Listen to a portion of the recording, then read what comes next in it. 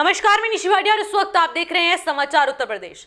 सत्ता में आते ही योगी सरकार ने सभी सड़कों को गड्ढा मुक्त कराने का ऐलान किया था, लेकिन जमीनी हकीकत कुछ और ही है। जिले के अधिकतर ऐसी सड़कें हैं जिन पर ना तो क्षेत्रीय जनप्रतिनिधियों की नजर पड़ी है और ना ही जिले के अधिकारियों की। बदहाल सड़कों के कारण लोगों को सड़क पर जलभराव व कीचड़ भरे रास्तों से गुजरना पड़ता है। सड़क पर जगह जगह बड़े बड़े गड्ढों की वजह से आए दिन चालकों व राहगीरों को अपनी जान जोखिम में डालकर यात्रा करनी पड़ रही है। देखिए हमारी एक खास रिपोर्ट जिसमें हम आपको पूरा मामला बताएंगे। बरसात ने लोक निर्माण विभाग की कार्यशाली की पोल खोलकर रख दी है। विभाग द्वारा सड़कों का उचित रखरखाव न रख पाने के कारण बरसात का सारा पानी सड़कों पर भर जाता है, जिस कारण सड़कें जहां तालाब का रूप ले ली हैं। ये जो तस्वीरें आपकी स्क्रीन पर दिख रही हैं, ये तालाब नहीं है, ये PWD का सड़क है। आपको बता दें कि पूरा मामला संत कबीरनगर जनपद के सबसे बड़े विकासखंड सेमरियाबा के क्षेत्र के नवनिर्वाचित ग्राम प्रधान मोहम्मद अहमद के नेतृत्व में नोवाडीहा ग्राम सभा से एक प्रतिनिधि मंडल जिलाधिकारी दिव्या मित्तल को शिकायती पत्र देकर सड़क और नाली निर्माण कराने की मांग की है। ग्रामीणों ने अपने दर्द को बयां करते हुए कहा कि 5000 आबादी वाले ग्राम पंचायत नवाडीहा द्वितीय मार्ग 15 वर्षों से बदहाल पड़ा हुआ है। स्थिति ये है कि जल निकासी की व्यवस्था न होने से साल में 6 माह तक गांव में जलभराव की स्थिति बनी रहती है, जिससे संक्रामक बीमारियों का खतरा तथा आवागमन में लोगों को काफ़ी परेशानियों का सामना करना पड़ता है। ये हमारे गांव में जो है नवाडी रूटी माधव, वहाँ पे जल भराव की समस्या है, इसलिए जो है हम लोग यहाँ आए हुए हैं जिलाधिकारी महोदय के पास अपना ज्ञापन सौंपने। और हमारे यहाँ जो सड़क है काफ़ी खस्ता हाल है और पानी निकासी की जो है जगह नहीं है, पानी भी नहीं निकलता, वहाँ भराव की समस्या है। और वो जो सड़क है वो 50 गाँव से जोड़ती है और वहाँ आवागमन काफ़ी दिनों से ठप है। और फिलहाल इसीलिए हम लोग यहाँ आए हुए हैं। क्या वो सड़क PWD की है क्या? जी, ये सड़क PWD में। क्या मांग करते हैं आप? मांग कर रहे हैं कि हमारे गांव में जो है कम से कम वो गांव के अंदर 500 मीटर ऊंचीकरण करके CC रोड बन जाए और 900 मीटर जो है अगर जो नाला निर्माण हो जाए तो समस्या का हल है। कब से बदहाल है वो रास्ता? ये तकरीबन 15-20 साल से बदहाल है। का निकासी का ना इंतजाम होने की वजह से बारिश में तो 4-5 महीना जल भराव तो बना ही रहता है। तो आप लोग कैसे आते जाते हैं? इसी पानी से गुजरना होता है। कोई जनप्रतिनिधि नहीं आता। जनप्रतिनिधि आते भी हैं जाते भी हैं, लेकिन कभी उन्होंने इस पर गौर ही नहीं किया कि ये काम होना चाहिए। तो क्या मानते हैं, ऐसे ही रहेगा या सुधार होगा उसका? नहीं, अगर प्रशासन चाहेगा, जिला के लोग चाहेंगे तो क्यों नहीं होगा, लेकिन अगर इसको सीरियसली इस मामले को लें तो जरूर इसका समाधान होगा। बाकी का कहाँ? जनप्रतिनिधियों की उदासीनता के चलते क्षेत्र में दर्जनों गांव के आवागमन के मुख्य मार्ग पर जलभराव होने से लोगों को काफी परेशानियों का सामना करना पड़ रहा है। सबसे बड़ी कठिनाई बच्चों के लिए है जो पढ़ने के लिए नहीं जा पा रहे हैं। समस्या का समाधान न होने पर ग्रामीण आंदोलन करने को बाध्य होंगे। वहीं ग्रामीण मोहम्मद अरमान ने कहा कि चुनाव के वक्त लोगों द्वारा विकास का मुद्दा उठाया जाता है, लेकिन जनप्रतिनिधि चुने जाने के बाद क्षेत्र में कभी दिखाई नहीं देते, जिससे विकास का दावा क्षेत्र के लिए अभी तक सिर्फ छलावा ही साबित हुआ है। जबकि उजियार क्षेत्र सांसद और विधायक का भविष्य तय करता है, फिर भी छला जाता है। से 15 साल हो गया और हमेशा बारिश में ऐसे ही होता है। कम से कम 4 से 5 महीना पानी भरा रहता है। लोगों का आना जाना बहुत दुश्वारी होती है और ख़ास तौर से हमारे गांव के जो बच्चे हैं, गांव से पूरब एक स्कूल है, सरकारी स्कूल, वहां लोगों को जाना बहुत मुश्किल होता है। लेकिन आजकल तो लॉकडाउन की वजह से स्कूल बंद है, तो इसके लिए थोड़ा सा हम बच्चे अपने घरों पे रहते हैं, लेकिन बाहरी लोग जो होते हैं उनके लिए आना जाना बहुत मुश्किल होता है। 15 सालों से ऐसी स्थिति बनी हुई है, क्या कभी आप लोगों के जिम्मेदारों के? बहुत सारे जिम्मेदारों से कहा जाता है, लेकिन सुनकर अनसुन हो जाते हैं। जो जिसको आप लोग चुनते हैं चुनाव में, क्या उनसे आप लोगों ने कहा कभी? बहुत बार कहा। 15 साल के बीच में तो उनका आना जाना तो रहता ही है। जब इलेक्शन आता है तो भी कहा जाता है, इलेक्शन के बाद भी कहा जाता है। लोगों भर जाता है पानी, उसका पानी रोड पे आ जाता है और ये लगभग 5-6 महीने तक ऐसे पानी भरा रहता है। तो फिर आप लोग कैसे रहते हैं? अब इसी पानी में से आना जाना रहता है।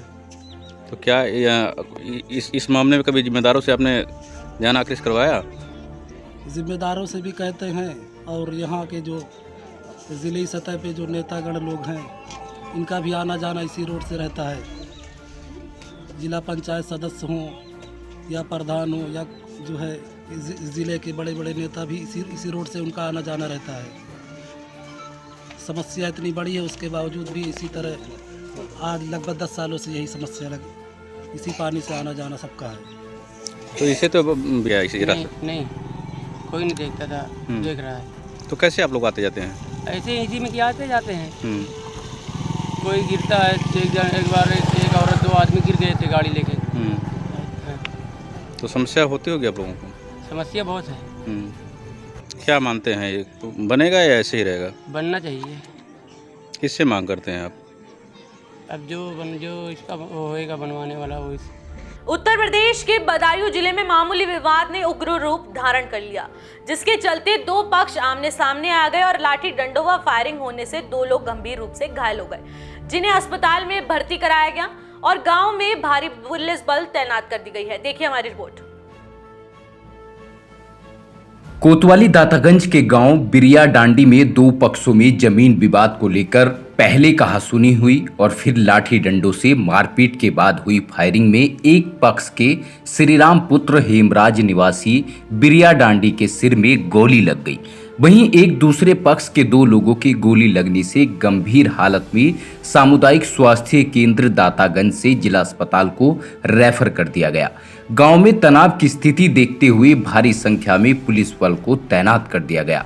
घटना स्थल पर सीओ दातागंज बलदेव सिंह कोतवाली पुलिस के साथ रवाना हो गए। आपको बता दें कि 5:30 बजे कोतवाली क्षेत्र के गांव बिरिया डांडी में 2 पक्षों में जमीनी विवाद को लेकर कहासुनी हो गई। विवाद बढ़ते ही दोनों पक्षों में लाठी डंडे और मारपीट होने लगी। इसके बाद फायरिंग में एक पक्ष श्रीराम पुत्र हेमराज निवासी बिरिया डांडी के सिर में गोली लग जाने से स्थिति बिगड़ गई। वहीं दूसरे पक्ष के सत्यपाल पुत्र राम लड़ाते निवासी बिरिया डांडी बुरी तरह से घायल हुए, जिनके सर में गंभीर चोटें आई हैं। घटना की सूचना पर डायल 112 नंबर पुलिस मौके पर गई थी। दोनों को सामुदायिक स्वास्थ्य केंद्र दातागंज लाकर प्राथमिक उपचार के बाद हालत सीरियस होने के कारण जिला मुख्यालय को रेफर कर दिया गया है। वहीं आपको बता दें, सूचना मिलते ही दातागंज सीओ बलदेव सिंह अस्पताल में पहुंच गए थे। उन्होंने दोनों घायल की हालत गंभीर होने की दशा में जिला अस्पताल बदायूं तत्काल रेफर करवाया था, जिसमें श्रीराम की हालत चिंताजनक बनी हुई थी। उक्त मामले की सूचना पाकर पुलिस क्षेत्राधिकारी दातागंज बलदेव सिंह सामुदायिक स्वास्थ्य केंद्र दातागंज में आ गए। उन्होंने घटना की जानकारी ली। तत्काल दल बल के साथ उनके गांव घटना स्थल को रवाना हो गई। वहीं जानकारी ये भी मिली कि श्रीराम पक्ष मौर्य है, वहीं अस्पताल पक्ष भुज्जी है। गांव में कोई विवाद न बढ़े, जिसके चलते सीओ दातागंज ने गांव में पुलिस लगा दी। वहीं स्थिति नियंत्रण होने पर वरिष्ठ पुलिस अधीक्षक संकल्प शर्मा एवं एसपी सिटी बदायूं घटना स्थल पर पहुंच गए। उन्होंने घटना स्थल का जायजा लेकर कोतवाली में पहुंचकर पुलिस कर्मियों की मीटिंग लेकर दिशा निर्देश दिए हैं। समाचार लिखे जाने तक किसी पक्ष की तरफ से कोई तहरीर नहीं आई है, जिसके कारण दोनों पक्ष का कोतवाली में मुकदमा नहीं लिखा गया है। देखिए, ये दातागंज के पिरिया डांडी गांव में 2 पक्षों में आपस में झगड़ा हुआ है। ये बताया गया है कि एक श्रीराम और एक सत्यपाल, ये दोनों ने आपस में झगड़ा किया है और झगड़े में पहले लाठी डंडे से झगड़ा हुआ इनका और उसके बाद श्रीराम के सर में गोली लग गई है। दूसरा ये जो सत्यपाल है ये भी घायल है और दोनों लोग को यहाँ CSC लाया गया था। यहाँ से इनको रेफर कर दिया गया है डिस्ट्रिक्ट हॉस्पिटल और हम लोग अब मौके पे इसकी गहनता से छानबीन करेंगे। जो भी वास्तविकता निकल के आएगी उसके अनुसार इसमें मुकदमा कायम कर आवश्यक कार्रवाई की जाएगी। गोली सर एक लोगों की लगी है क्या? अभी तो पहले तो ये बताया था गांव वालों ने कि दोनों की ही गोली लगी है, लेकिन यहाँ पर जो CSC है, अब इसमें डॉक्टरों ने जो मुआयना किया है उसमें एक आदमी की गोली लगना प्रमाणित हो गया है, दूसरे को भी काफ़ी चोट है। इसको रेफर किया गया है डिस्ट्रिक्ट हेडक्वार्टर और वहाँ पता चलेगा कि असली बात क्या है। क्या कारण है सर, कोई जानकारी हो पाई? अब ये मैं मौके पे जा रहा हूँ, मौके पे जाके बताऊँगा। बरेली में बीती रात बदमाशों ने जमकर तांडव किया। बदमाशों ने एक व्यापारी को अपना निशाना बनाया और घर में घुसकर व्यापारी को बंधक बनाकर लाखों रुपए लूटकर फरार हो गए। वहीं इस घटना के बाद मौके पर वहां पुलिस पहुंची और पुलिस ने छानबीन शुरू कर दी। मौके पर फील्ड यूनिट की टीम को भी भेज दिया गया है। देखिए रिपोर्ट। घर में छानबीन करती पुलिस का ये नजारा फतेहगंज पश्चिमी थाना क्षेत्र के धनेटा फाटक के पास बने व्यापारी के घर का है, जहां आज आधा दर्जन बदमाशों ने कबाड़ी के घर में घुसकर डकैती की वारदात को अंजाम दे डाला। कबाड़ी का काम करने वाले व्यापारी का कहना है कि उसके घर में कुछ बदमाश घुस आए और उसके हाथ पैर बांधकर घर में रखे सोने चांदी के आभूषण और कैश लेकर चले गए। वहीं इस मामले में एसपी ग्रामीण राजकुमार अग्रवाल का कहना है कि धनेटा फाटक के पास कबाड़ा का काम करने वाले व्यापारी के घर से 7-8 बदमाश रात में आ गए थे और वो कुछ रुपए लेकर चले गए। अभी तक तहरीर नहीं मिली है। उन्होंने अपने पड़ोसी पर शक जाहिर किया है। क्या नाम है आपका? गिरीश गुप्ता। कहाँ रहते हो? यहाँ पे कौन सी जगह है ये? धनेटा फाटक। क्या घटना घटी थी? मेरे साथ मैं वहाँ से खाना खा के आया, मैंने गेट खोला अपना। कहाँ से? होटल से। कौन से होटल? ठिरिया। ठिरिया होटल से खाना खा के आए। फिर मैंने एक्टिव अपनी खड़ी करके मैंने कपड़े सारे उतार के भीगे थे, मैंने कुर्सी पर डाल दी, मोबाइल वहीं रख दिया। मैंने कहा लाओ बाथरूम कर लूँ, फिर बाद में उठना पड़ेगा मुझे। मैंने मैंने गेट खोला अपना, खोल के उन्होंने मुझे तुरंत ग्रास लिया। उन्होंने मेरे कान पर वो लगा दिया उसका टुकड़ा। किसने? उन्हें चोरों ने धकिया के। कै लोग थे? 8 लोग। मैंने उसका टुकड़ा छीन लिया। फिर उसके बाद उन्होंने क्या करा, वो घोड़ा खींच के दाना डाल दिया उसे, बोले अब तुझे मार देंगे हम। फिर उन्होंने मेरी पिटाई भी लगाई बहुत। उसके बाद पिटाई लगा, फिर उसके बाद उन्होंने हाथ पैर बांध के फिर मुझे डाल दिया। फिर रस्सी से उन्होंने अंगोछा अपना निकाला और 2 ने मेरा ढेटुआ खींचा। फिर मैं एकदम फड़फड़ा के गिर पड़ा। फिर उन्होंने मेरे हाथ पैर भी दबाए बाद में। फिर सीना भी उन्होंने ठोका, बोले पता नहीं क्या हो गया, मर गया क्या ये। फिर उसके बाद मैं पड़ा रहा। फिर सामान क्या क्या ले गए चुरा के? सामान वो उन्होंने कैश निकाला फिर मेरा। किस में से? अलमारी में, सेफ में से। तुम्हारा ताला लगा हुआ था गेट का या बंद? ताला। उन्होंने मुझसे चाबी मांगी, मैंने कहा मुझे चाबी नहीं चाहिए, मेरे बच्चों पे है। तो उन्होंने ये गेट तोड़ दिया। सेफ की अलमारी वहीं रखी हुई थी दोनों मेरी, उन्होंने खोली और सब सामान निकाल लिया।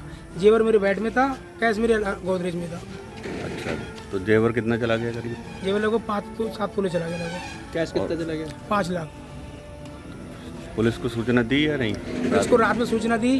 हमारे जब पैर अंदर बढ़े, मैंने पैर एक इशारे में खोल के, हाथ में बाथरूम आ रही थी बहुत, मैंने बाथरूम खड़े ही कर। थाना फतेहगंज पश्चिमी में धनेटा फाटक मोड़ के पास में गिरीश गुप्ता जो कबाड़ी का सामान अपना खरीद फरोख्त करते हैं, उनका कहना है कि कल रात्रि में उनके गोदाम पर 7-8 लोग आए थे और उनके यहाँ से जो वहाँ पैसा रखा हुआ था वो ले गए हैं। इस संदर्भ में उन्होंने अपने एक पड़ोसी पर जो कबाड़ी का ही काम करते हैं उन पर शक जाहिर किया है। अभी तक उनके द्वारा कोई लिखित तहरीर नहीं दी गई है। लिखित तहरीर देने के उपरांत मुकदमा पंजीकृत किया जाएगा।